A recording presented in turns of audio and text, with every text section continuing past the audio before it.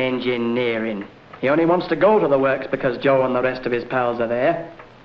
Besides, what's the sense of it anyway? When we've got a nice little business here. You know we need some help in the shop. It's all very well, Dad. But even if you are out about me and Joe, I wouldn't work in the shop for anything. No, I don't suppose you would. You'd be spending all your time next door with Joe on that bike of his.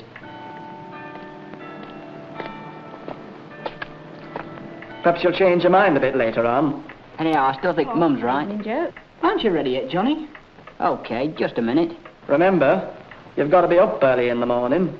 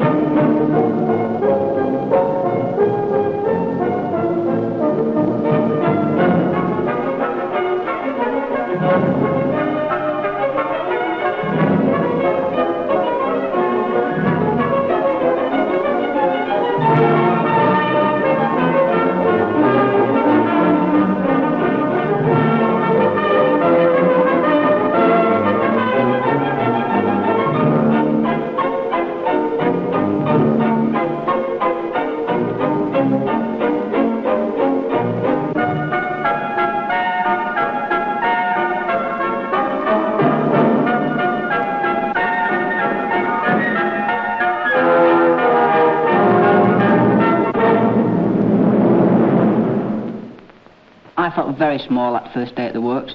They all do. And it's a bit scaring, too, your first day. But we told him something about the place and gave him a map to help him find his way around. They need that map, the place being the size it is.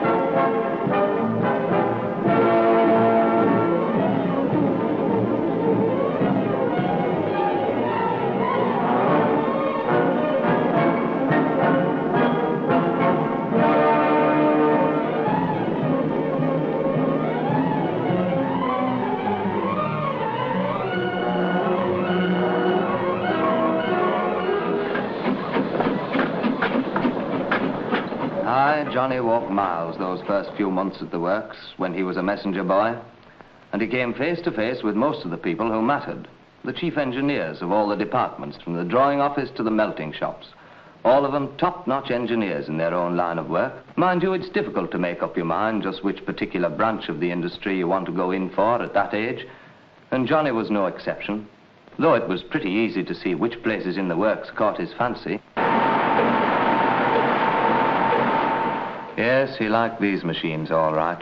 But at the time, it was Joe Barker's motorbike that interested him most. You see, although it was Joe's machine, I had a pretty large share in it, as I couldn't afford one of my own. It was the only thing I really felt I knew something about. And anyway, I was the only one who knew how to keep it running. I don't think much of these tappets. What's wrong with them? The rock-around's badly pitted. Eh? The rock-around's badly pitted. Oh, go on, they're all right. Well, you won't get a decent performance out of it. Ah, come off it, you don't know what you're talking about. Got any feelers? Feelers? No. Oh, you. You haven't got anything. I think Dad's got some. Hey, Joe, I wonder what's up. Mr. Bell's in there with Dad. Mr. Bell? Who's he? The training chap. You know, the fellow who looks after the apprentices. Apprentices? What do you want to be an apprentice for? I don't know as I do, but anyway, at least I learned a trade, which is more than you'll ever do. Well, if you want to go back to school for 5 years, you're welcome. I'd rather have a motorbike. Anyway, what trade are you going to learn?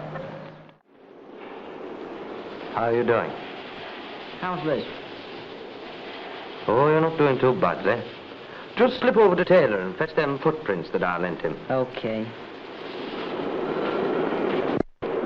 I'll give him footprints.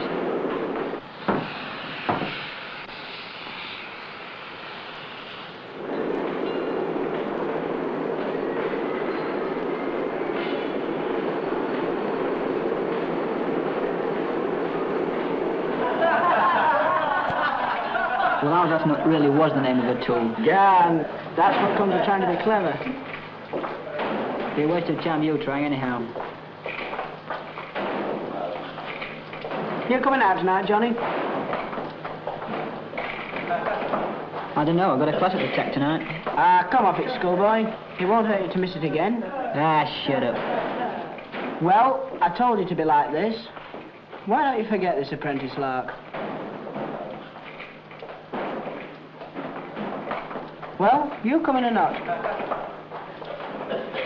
Yes, okay, I'll come. I don't suppose it'll matter.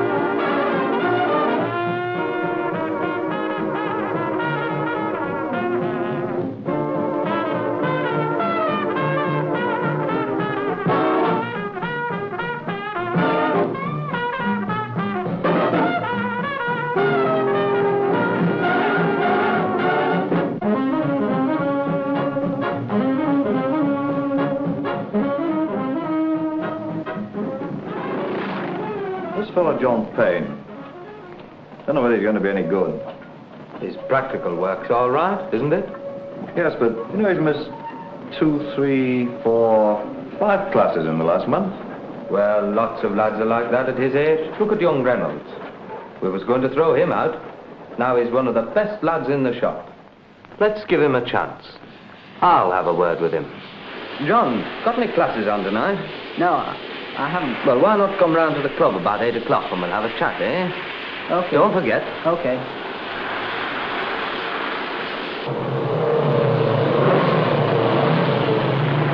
All right, for the stadium. Back up there on the left. Right down on the left, boy.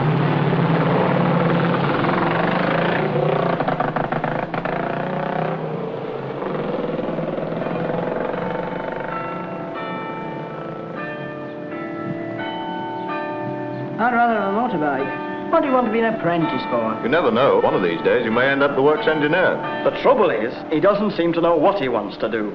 All he's interested in is motorbikes.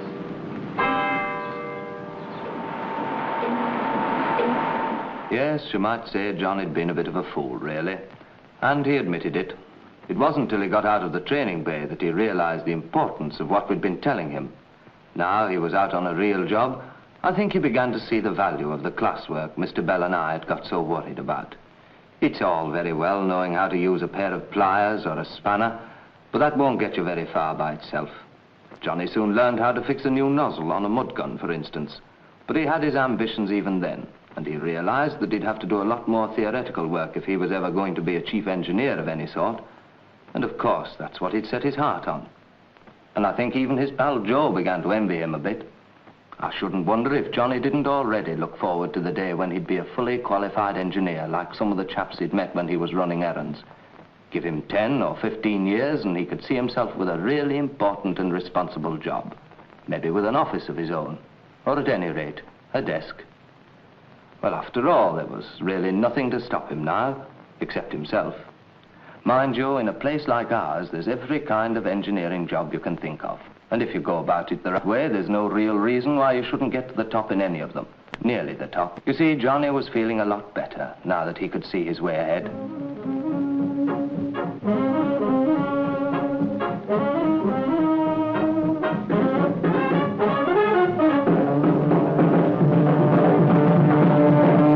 Oh, and he got a motorbike of his own, too.